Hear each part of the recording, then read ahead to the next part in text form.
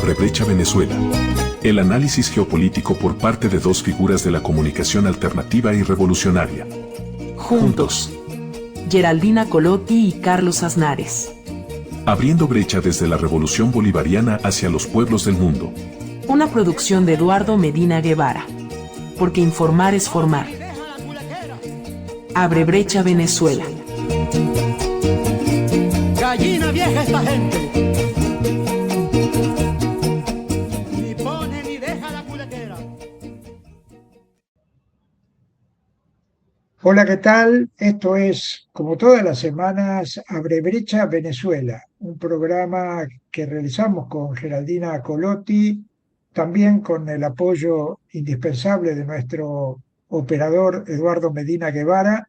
y aprovechamos para saludar a la presidenta de Radio del Sur, por donde es emitido nuestro programa, Nieves Valdés. Como siempre les decimos que esperamos sus opiniones, sus sugerencias para hacer mejor este programa, para tocar los temas que les interesen mucho más que otros y sobre todo para tratar de mantener una relación entre la cual intercambiemos opiniones como lo hacemos en el programa. Hoy vamos a comenzar, porque estamos ya a muy poquitas horas con Colombia, de que se va a realizar este domingo una nueva elección presidencial, una elección que consideramos estratégica, no solamente para Colombia, sino para toda América Latina, porque realmente la victoria, que esperamos que así sea, del candidato Iván Cepeda, sería un muy buen cachetazo en la cara de Donald Trump y de toda su política injerencista en el continente. El Donald Trump que está apoyando obviamente al candidato de derecha, Abelardo Espriella, que es un hombre que en las encuestas da muy por debajo de Iván Cepeda, pero que sabemos siempre los recursos que utilizan los ultraderechistas con apoyo exterior para a veces dar vuelta a una elección.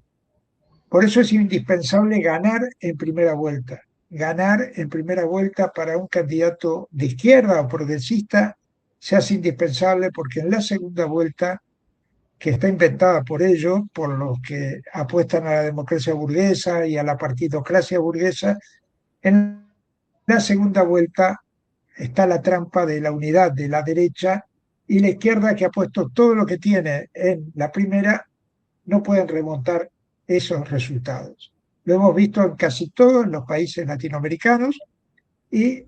Colombia no va a ser una excepción. Por eso que Iván Cepeda ha hecho una campaña muy, muy pegado a la gente, con Aida Quelcué, que es la candidata a vicepresidenta, dirigente indígena. Se repite un poco lo que pasó con Petro en ese sentido, de que también fue con una candidata indígena, pero en este caso los que conocemos el accionar de Aida Quelcué, muy ligado a las reivindicaciones de los pueblos originarios, no solamente del suyo, sino de todos los pueblos originarios del continente, sabemos que puede aportar mucho en esta posibilidad de un gobierno de Cepeda. Iván Cepeda ha presentado un programa de gobierno centrado en lo que él llama tres revoluciones. La ética, por un lado, la social económica y la revolución política. Estos ejes que atraviesan cada uno de sus planteamientos, él los considera indispensables. De eso ha hablado en la campaña, les ha explicado a campesinos, a indígenas, a trabajadores, a trabajadoras, a clase media, la necesidad de encarar cambios profundos. Esperemos que no se quede a mitad de camino si llega al gobierno, que no haga lo que hacen los progres habitualmente, que generalmente inflan sus campañas electorales de muchas promesas y de mucha radicalidad y después se quedan en la puerta con una mirada perdida en el horizonte como diciendo, no puedo, acostúmbrense a que vamos a hacer lo que podamos. Y esto no es lo que quiere la gente. Y esto es lo que en Colombia se vuelve a jugar nuevamente, porque Gustavo Petro,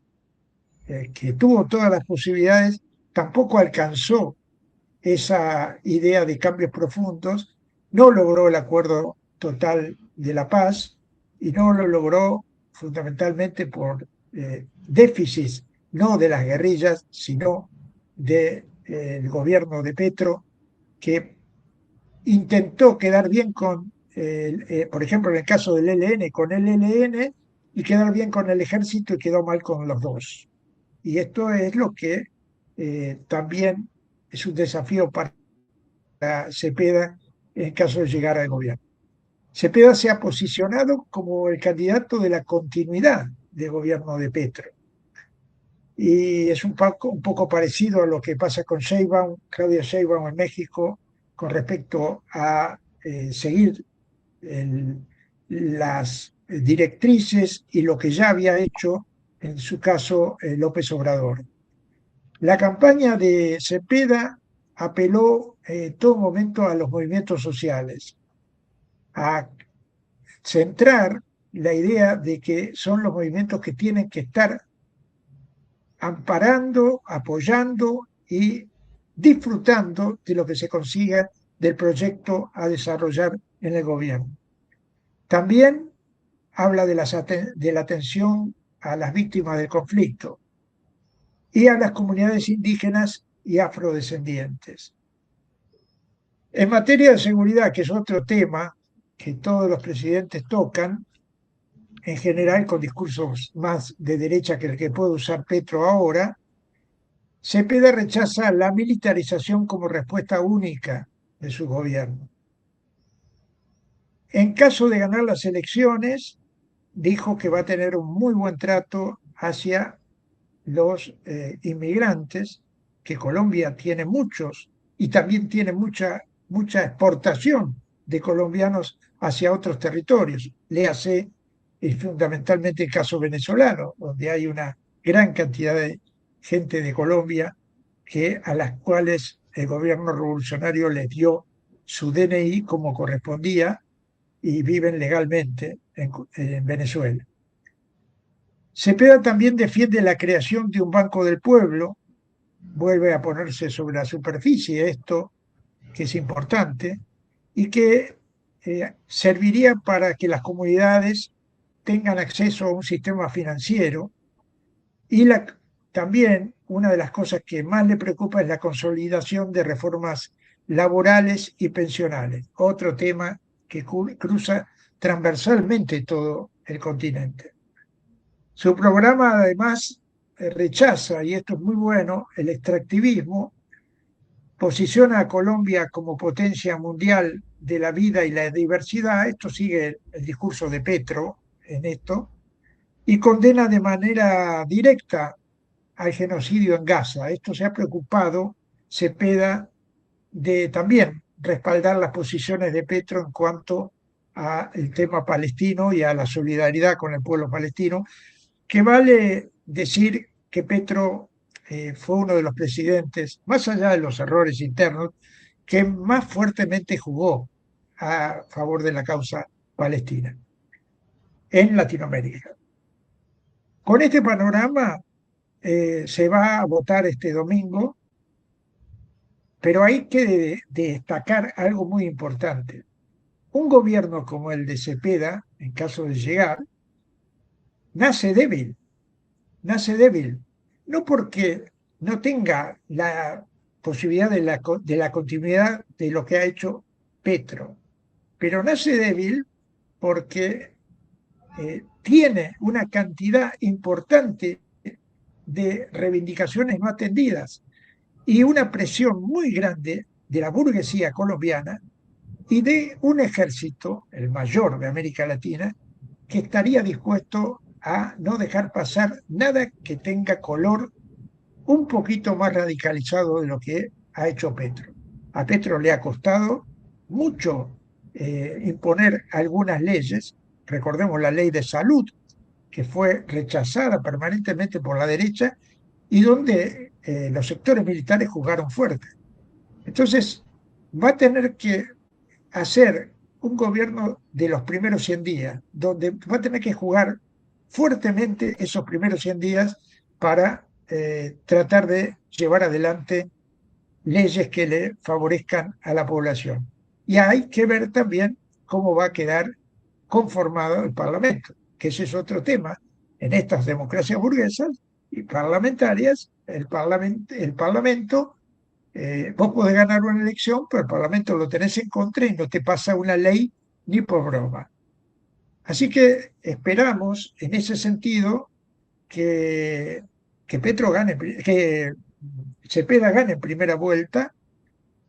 y que esté dispuesto a gobernar con el pueblo permanentemente a su lado y escuchando la voz del pueblo y que no haga lo que han hecho otros presidentes progresistas que apenas llegan se olvidan de lo que el pueblo está esperando y caracterizan al pueblo de apurado, exigente, lo hemos visto en varios países, y finalmente caen por su propio peso y por sus propias debilidades. ¿Cómo lo ves, Geraldina? Sì, io comparto tu analisi, agregaría algunas dificultades que son desafortunadamente estructurales. No son solamente de Colombia, pero son de Colombia en el sentido que esta viene del asesinato de Gaitán en 1948, ¿no? El líder liberal. Después de eso ha habido una clausura de los espacios de posibilidad de accionar en seguridad en el marco de la democracia burguesa, y por eso también hemos tenido dos guerrillas que duran más de medio siglo y todavía la contradicción que pusieron sigue en la mesa. Y es a decir que hay un estado profundo, lo podremos llamar, que no ha resuelto la fuerza de la oligarquía, que solamente han cambiado de careta, no tanto tampoco, y que siguen, el poder verdadero sigue desafortunadamente de un lado en la mano de la oligarquía desde siempre, de los poderes fuertes, de los poderes profundos. Y del otro lado hay el tema de la base militar, del imperialismo, que está muy presente a todos los niveles, gestionando la economía oculta, gestionando el doble discurso. No olvidamos que ya con Petro ha habido el chantaje con el tema del llamado narcotráfico, de la lucha al narcotráfico. Si no se presentaban los estándares, el estándar que Norteamérica considera lo que quiere, bueno, no había más problema con la financiación, en los fondos, porque sabemos que siempre todo el tema de la seguridad llamada, de la lucha, del Plan Colombia, siempre se ponen, se intenta ponerlo por la represión popular, por la policía, los jueces. Otro tema más que hay la difusión a nivel planetario del lawfare, lo que se llama lawfare, donde las clases populares llegan a abrir brecha. Esta brecha el imperialismo intenta cerrarla con los jueces, judicializando la política proletaria, populares. Lo vamos viendo también con las elecciones que van a seguir en Perú. Nosotros con los migrantes peruanos, que son muchísimos en el mundo, son desplazados también desde la guerra de clase que ha habido en los años 80, y que dejó también una narrativa análoga a otros lugares donde esta lucha de clase, esta guerra de clase ha sido fuerte, como Colombia, pero que es igualita a la que la originó esta estructura de lawfare, es decir, los países capitalistas que han tenido a su vez una fuerte guerra de clase, como pasó en Italia, como pasó en los Países Vascos, como pasó en Alemania. Estos son, digamos, amenazas muy real y muy presente que se juntan a los gran poderes que tiene a nivel internacional la extrema derecha en el mundo, desde la extrema derecha europea hasta la extrema derecha latinoamericano y por supuesto norteamericano. En este mismo momento, la señora Machado, la golpista venezolana que obtuvo el Premio Nobel por la Paz, está en Panamá. Se ha reunido con toda la oligarquía local, pero también haciendo muestra de todos los poderes de América Latina que dice que se juntan. Ellos hacen injerencia todas las veces que hay elecciones y lo hace de una manera descarada. Imagínense todas las veces que un presidente progresista se atreve a decir en el marco de una idea de Bolívar que es solidaria con Cuba, con Venezuela o con los países o con el pueblo boliviano, que en este momento está en lucha muy fuerte. Ellos son dictadores, son terroristas, se tiene que secuestrarlo, como pasó con el presidente Maduro y la primera combatiente Cilia Flores. Sobre todo se tiene que descalificarlos. Díaz-Canel es un dictador, el compañero Raúl Castro, un héroe de la lucha emancipadora de los pueblos. Bueno, por supuesto lo están criminalizando, porque criminalizan la respuesta necesaria de resistencia que los pueblos tienen que dar en el caso que se le obligue a doblegarse en los lugares de trabajo, en la sociedad, por supuesto en la lucha antiimperialista. Entonces son tres trampas muy fuertes, sobre todo porque América Latina de hoy no es la América Latina tampoco de algunos años de la primera elección de Petro, cuando él enalberó la bandera de Bolívar, porque recordando también la lucha de resistencia también armada de cuando su grupo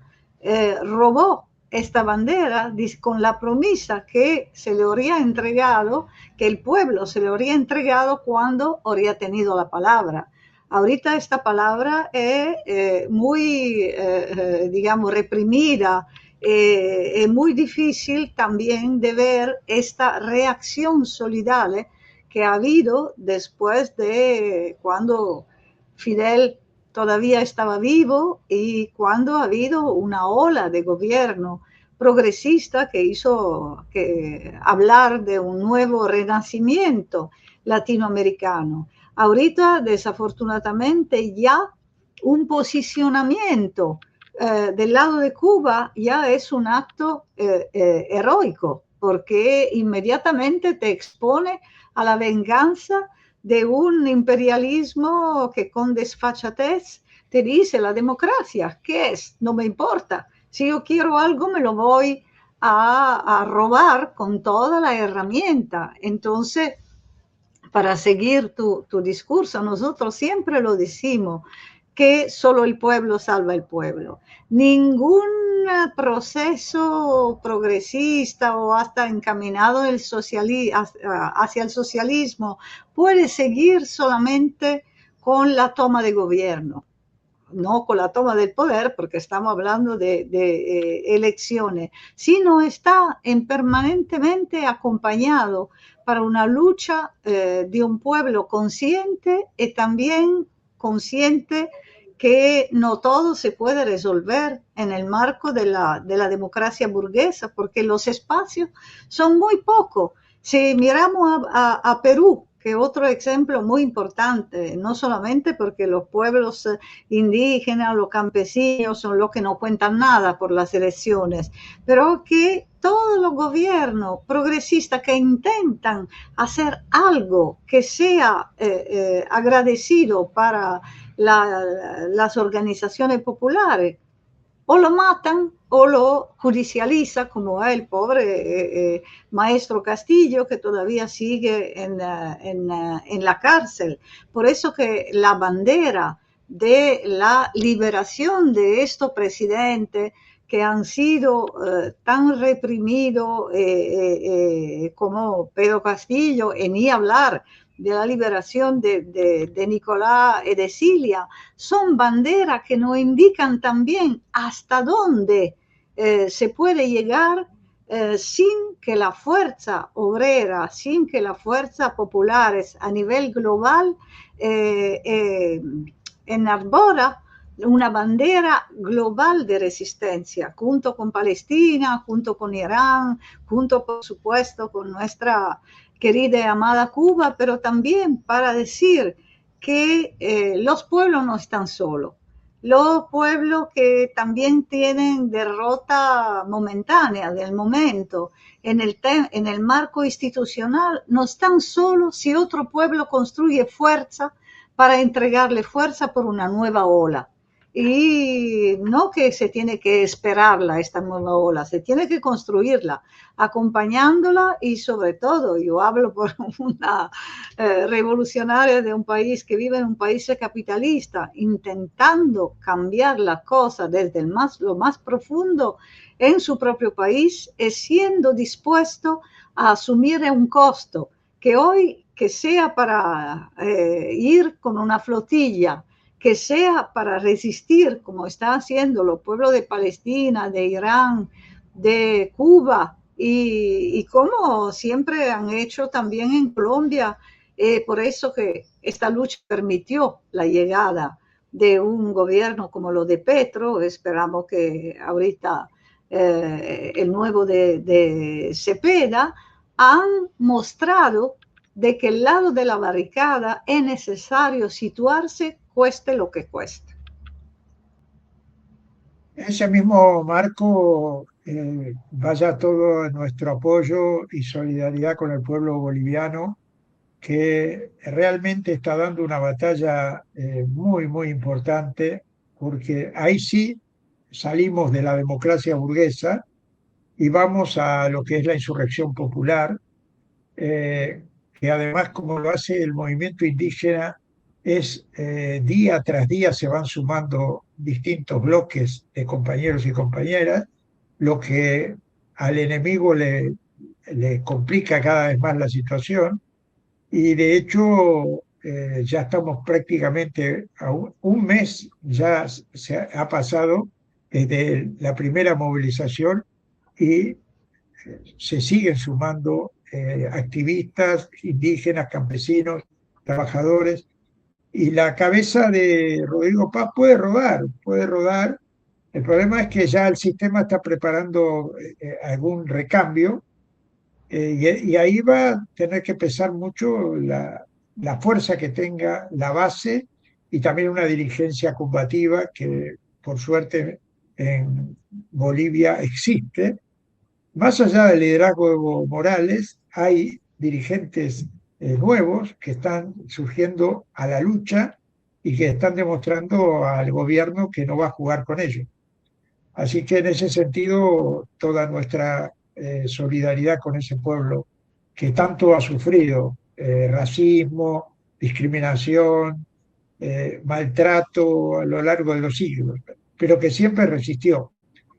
Y ahora entonces vamos a dar paso a nuestra invitada de hoy, que para hablar precisamente de Colombia, ya al filo de esta elección del domingo, que seguiremos atentamente y de la que hablaremos seguramente la semana próxima. Abre brecha, Venezuela. Liliani Obando, socióloga, feminista y defensora de los derechos humanos, ex prisionera política y voz firme por la paz con justicia social. Hoy lidera la transformación de Colombia desde el pacto histórico, una vida de resistencia y dignidad. Hola Liliani, ¿qué tal? Y bienvenida a Abrebrecha Venezuela. Y queríamos empezar el programa contigo a nivel de la entrevista en un momento en que faltan pocas horas para que el electorado colombiano salga a la calle a apostar fuertemente en una elección estratégica para Colombia, pero estratégica para Latinoamérica. Nosotros titulábamos el resumen latinoamericano, hay que ganarle a Trump en Colombia. Y en ese marco queríamos saber tu opinión sobre cómo estás viendo el proceso y qué posibilidades hay,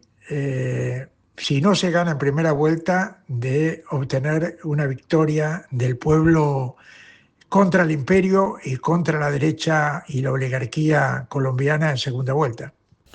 Un saludo fraternal para el programa Abre Brecha en Venezuela, para su pueblo y para toda su audiencia. Con el abrazo especial para Geraldina Colotti y Carlos Aznares en la mesa de trabajo.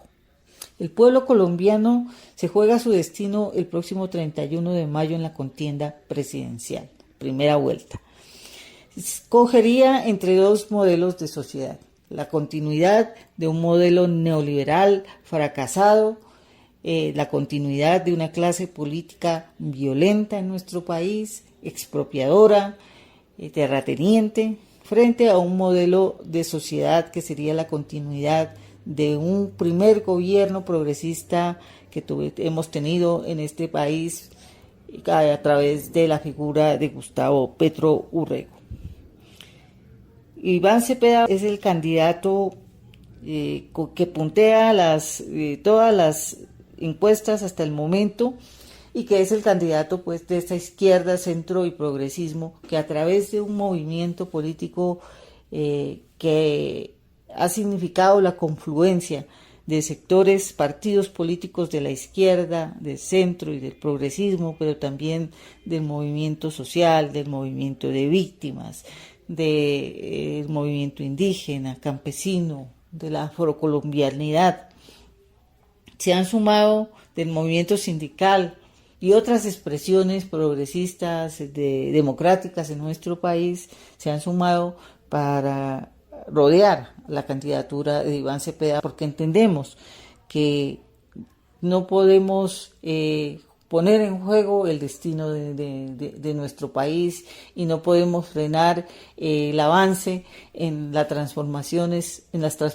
sociales profundas que se han venido haciendo poco a poco y con muchas dificultades en el gobierno de Gustavo Petro Urrego, y no porque haya sido un mal gobernante, sino porque justamente nos ha tocado hacer ese ejercicio de gobierno en medio de una institucionalidad, de unos congresistas de extrema derecha, de unas cortes también politizadas a favor de la extrema derecha, que entorpecen cada escenario de transformación social vía reformas que se ha tratado de hacer en este primer gobierno progresista, y que aspiramos que se profundicen esos cambios con el gobierno de Iván Cepeda. Es un candidato idóneo, ético, es un candidato querido por el pueblo, querido por las víctimas, que ha venido punteando todas las encuestas que se han realizado en toda esta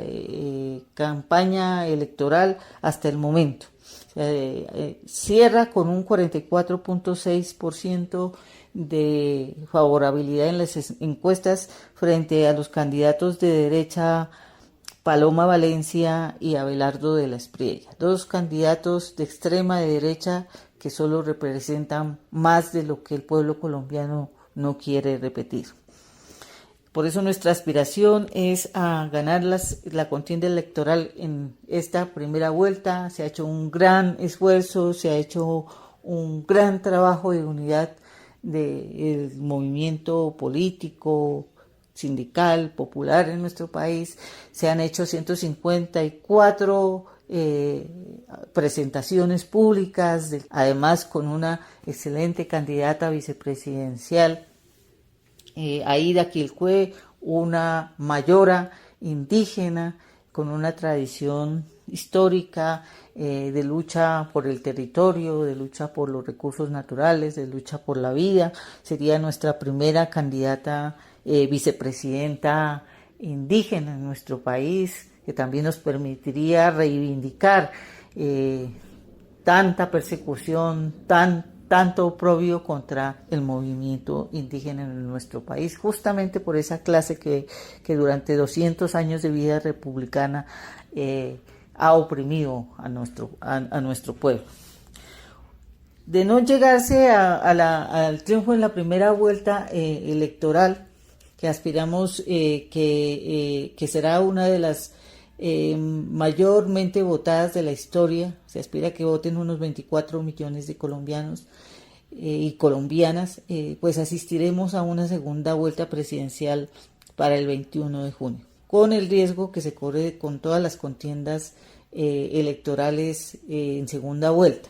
cuando las derechas se unirán con el favor del visto bueno de los Estados Unidos, que ya han empezado a entrometerse en nuestros asuntos y a tratar de incidir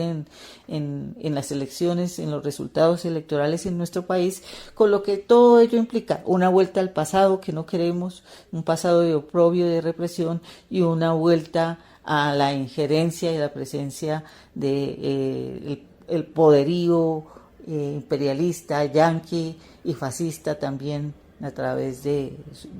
su aliado Israel en nuestro país. Por eso nuestra apuesta, toda esta apuesta en ganar las elecciones en esa primera vuelta electoral. Liliani, Colombia, como tú sabes, después de más de medio siglo de guerrilla, llegó a acuerdo de paz. ¿Qué queda todavía para cumplirse de este acuerdo de paz y cuánto está todavía de este acuerdo en la mesa rumbo a estas elecciones? No, las guerrillas en Colombia nacen como respuesta a la exclusión política, económica de su población más empobrecida especialmente. Pero las guerrillas siempre han tenido también una voluntad de hacer la paz, siempre y cuando se den las condiciones para ello, y las FARC lo hizo en principio, trató de hacerlo en el 84, cuando se crea el movimiento político Unión Patriótica, que fue acribillado por los grupos paramilitares de entonces, cometiéndose el genocidio contra la Unión Patriótica, con más de 6.000 de sus militantes asesinados. Otros grupos guerrilleros hacen la paz años después, como el M-19, el Ejército Popular de Liberación, un sector del ELN, y finalmente las FARC logra hacer ese proceso de paz con el gobierno Santos en el 2016. Ese proceso da como resultado un acuerdo final de paz, que es un acuerdo de Estado porque quedó dentro de la Constitución del país, es decir, cualquier gobernante de este país, le guste o no el acuerdo de paz, está obligado a cumplirlo, y hay una veeduría internacional para que así sea, pero pues también sabemos que existen las trampas a la paz, y hay gobernantes como el gobierno de Duque, que fue el sucesor del gobierno Uribe, que pues lo que trató de hacer fue trizas, como dicen ellos, o sea, destruir el proceso de paz y no cumplirlo. Ha sido un costo político, un costo en vidas también grande para integrantes, exintegrantes de las FARC-EP, con más de 4.000 de sus firmantes asesinados, otros que continúan en la cárcel a pesar de existir una ley de amnistía e indulto, pero ha sido una apuesta por una salida no cruenta a la violencia que se ha dado durante tantos años en nuestro país. Y lo que hay que entender también es que los conflictos de larga duración, tarde que temprano, terminan degradándose, que era lo que las FARC no querían llegar a ser. Un movimiento pues que se hubiera degradado en su ideario político militar, y pues se continúa pues por esta vía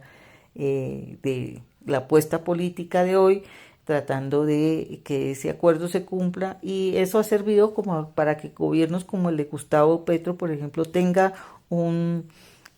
tenga unos principios, unos elementos que le ofrece el acuerdo de paz también para que se pueda avanzar en reformas más profundas, la reforma laboral, la reforma pensional, pero en este gobierno también se han logrado, como ningún otro gobierno en la historia de este país, por ejemplo, entregarle tierras a esos pobladores rurales, campesinos, indígenas, negritudes, que no tenían tierra o que la tenían que arrendar para poder cultivar o que no tenían tierra suficiente para poder vivir, devolver la posibilidad de que este país vuelva a ser sea un país de soberanía alimentaria, porque es un país muy rico en tierras fértiles que nos permite ser autónomos frente a ese tema, proteger los recursos naturales, pero también el tema de la justicia transicional, que se pone en el centro a las víctimas para que haya verdad, justicia, reparación, no repetición, la búsqueda de personas dadas por desaparecidas, la transformación de una forma de hacer política en el país en el que no se te asesine por pensar distinto. Todas esas apuestas están contenidas dentro del acuerdo final de paz. Las dificultades están en el cumplimiento que un sector de la población, de la clase política de derecha trata de frenar, de demorar, de torpedear. Pero en el escenario de esta transformación que venimos viviendo en nuestro país a través del gobierno de Gustavo Petro y que aspiramos a que tenga continuidad en el gobierno de Iván Cepeda, pues ese acuerdo de paz y ese esfuerzo y esos muertos y esas frustraciones pues han servido para darle un sentido a esa lucha que hicieron ese gran número de mujeres y hombres en la puesta de la lucha política a través de las armas y que hoy la misma sociedad colombiana quiere que se haga a través de vías no cruentas. No es una apuesta fácil, no es una apuesta sencilla, pero pues es un compromiso que asumió en su momento las FARC. Hay algunos sectores dentro de la organización que no estuvieron de acuerdo y se rearmaron y están en su ejercicio insurgente actualmente y veremos pues que están también o buscando nuevos procesos de paz o en otras dinámicas de violencia en el país. Colombia ha sido en todos estos años realmente un espacio de operatividad tanto del paramilitarismo como del narcotráfico vinculado al paramilitarismo y también el paramilitarismo arropado por sectores del ejército colombiano. En caso de obtener la victoria a Iván Cepeda, que deseamos fervorosamente, ¿cómo crees que va a reaccionar toda esa morralla que impera durante todos estos años y que le ha dificultado gobernar a Petro, pero también obviamente estarán preparando las baterías si Iván Cepeda obtiene la victoria para empezar a atacarlo desde el primer día? Si bien en Colombia no tuvimos la experiencia de dictaduras militares propiamente dichas, tal como ocurrieron en otros países de nuestro vecindario en nuestra América, en cambio hemos tenido una serie de grupos de ejércitos privados sumamente violentos, armados por el propio Estado, armados por una clase política retardataria, violenta, de sectores de los terratenientes, de grandes ganaderos, de grandes empresarios y en connivencia con sectores de las fuerzas militares, unas fuerzas militares formadas en Estados Unidos bajo las doctrinas de la seguridad nacional, bajo las doctrinas del enemigo interno, de las torturas, de las desapariciones forzadas, de los falsos positivos, y que luego le dejan esa tarea sucia a estos grupos de violencia privada que por muchos años han causado miles de víctimas, de desplazados, de exiliados, de asesinados, de torturados, de personas que han sido desaparecidas en nuestro país. Una sociedad que por esa vía ideológicamente así construida se divide en dos prácticamente, entre una sociedad que cree en esos referentes de la extrema derecha, de la propiedad privada, de la familia, de que unos pueden ser más ricos que otros, y de otro sector de la población que cree en el cambio social, que cree en la justicia social. Y ese es el escenario pues también en el que se crean una serie de grupos insurgentes en nuestro país. Cuando hay estos escenarios electorales, pues casi siempre pues han sido escenarios bastante violentos también por la coerción y participación de estos grupos de violencia privada. Sin embargo, hay que tener en cuenta que durante el gobierno de Petro se trató de dar continuidad al proceso inicialmente de paz que se pactó con las FARC, el grupo rebelde más antiguo y más fuerte que existió en el país, y que se trató de ampliar a otros grupos armados en el país, bien sea de crimen organizado o bien sea de grupos rebeldes. Y estos procesos, aunque con muchas dificultades, han venido avanzando, pero también ha sido el resultado de la traición de estos señores de la guerra, que son realmente esos terceros, Uribe y toda esta clase política que los ha engendrado realmente, que los traicionaron en un momento dado, que hicieron un proceso supuestamente de paz con el paramilitarismo para luego extraditar hacia los Estados Unidos a sus máximos comandantes. Así que el escenario cambia un poco frente a este tema, y ya han avanzado, no sin dificultades, pues varios procesos de negociación, unos con los sectores rebeldes y otros de sometimiento a la justicia con estos actores del crimen organizado, con la dificultad además de que el escenario se viene transformando en el escenario violento por la presencia de estas mafias transnacionales que enrarecen más pues el ambiente violento en nuestro país, y que efectivamente sí, frente al avance de la izquierda, pueden nuevamente incurrir en sus prácticas violentas, pero sobre todo cuando están aupadas, cuando están movidas por esa guerra sucia que estos sectores tradicionales de los políticos que arman a unos terceros para que hagan el juego sucio. Entonces ese es un riesgo que se corre en tiempos electorales, y que pues la sociedad teme, parte de la sociedad que ha vivido estos episodios de violencia sobre sus colectividades y sobre sus cuerpos, que lo temen más en un escenario en que la derecha vuelva al poder en este país. Por eso la apuesta hoy es a que se dé continuidad a un gobierno de izquierda que pueda de alguna manera contener esas violencias que han sido creadas por esos terceros. Así que no hay que olvidar quiénes son los determinadores, porque a veces se confunden los determinadores con los que aprietan el gatillo. Sí, por eso es supremamente clave ganar las elecciones en una primera vuelta en nuestro país o en una segunda vuelta, pero ganar las elecciones para darle continuidad a un gobierno del cambio que pueda darle salidas a toda esta serie de expresiones de violencias armadas en nuestro país. ¿Cuál es tu mirada del contexto internacional y en lo específico de lo que está pasando en el continente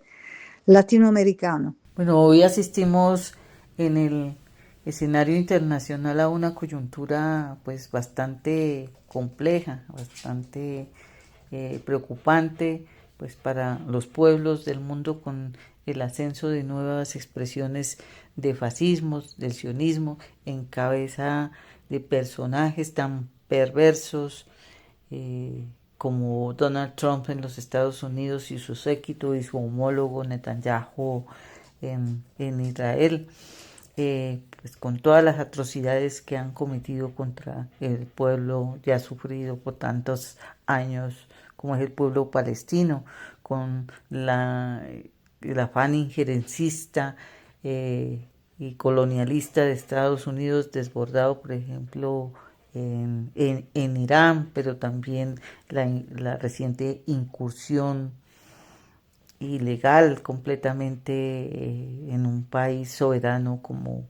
como la República Bolivariana de Venezuela, al extraer a su presidente pues elegido por su pueblo y extraído y en compañía de la compañera pues Cilia Flores, que es también otra militante de la causa bolivariana en Venezuela, creyéndose los jueces del mundo, los dueños del mundo, los dueños de nuestros recursos, tratando de reeditar la doctrina Monroe de América para los americanos, y aquí pues en presencia de nuestros países de nuestra América, por ejemplo, con figuras también tan deleznables como Milei en Argentina, Noboa en el Ecuador, recientemente derechista elegido en Chile, la continuidad de un gobierno de extrema derecha en el Perú, la situación en Bolivia, en El Salvador con Bukele, pues nos dejan un panorama bastante difícil, ¿no?, a los pueblos del mundo frente pues a la intromisión desbordada que no respeta ninguna norma, legislación internacional por parte pues de Estados Unidos. En Colombia pues también han tratado de hacer lo mismo, amenazando de diferentes formas a este gobierno pues de carácter progresista en cabeza de Gustavo Petro, amenazando su integridad, amenazándolo con hacerlo extraditar hacia los Estados Unidos por parte de sectores de esta extrema derecha también tan arraigada en Colombia y tan genuflexa siempre a los designios norteamericanos, y con la amenaza ahora en el contexto pues de las próximas elecciones presidenciales de no aceptar los resultados electorales si le favorecen a el candidato pues de la izquierda, progresismo y el centro, que es Iván Cepeda Vargas, ¿no? Entonces están todas esas amenazas también latentes sobre Colombia y pues a los pueblos del mundo que vivimos todos estos escenarios de reedición de estos fascismos, el sionismo. Pues no nos queda otro camino que alimentar nuevamente, llenar de contenido la solidaridad internacionalista para rodear a los pueblos pues que están siendo golpeados. No podemos permitir que vengan por el digno pueblo de Cuba, que tanto le ha dado en solidaridad a los más humildes en el mundo, amenazar con llevarse a Raúl Castro, una figura icónica de la revolución cubana, pues es completamente inaceptable, y pues a los pueblos no nos queda más que resistir a través de las diferentes formas que la resistencia pueda tener, ¿no? Hay que recurrir pues a toda esa creatividad de la solidaridad de verdad internacionalista y las herramientas que nos da el derecho internacional y las experiencias también pues que han vivido cada pueblo pues para denunciar y para impedir y para resistir pues al nuevo embate del fascismo en el mundo. Bueno, y esto es todo por hoy. Esto ha sido Abre Brecha Venezuela nuevamente. Esperemos que les haya interesado y gustado el programa, que como siempre tiramos puntas para debatir, no hay un discurso cerrado, ni mucho menos. Somos muy amigos del debate y así como siempre decimos, que lo dijo Geraldina recién, solo el pueblo salvará al pueblo, en esa frase está condensado también el espíritu de este programa, ¿verdad? Darle la voz a los que luchan, hablar sobre los que luchan y ponerse del lado de los que luchan y las que luchan. Así que hasta la próxima semana con otra Brevecha Venezuela. Hasta la próxima. Abre brecha, compañero, que ya sopla viento de agua y hay que espantar el perro antes que se eche la miada.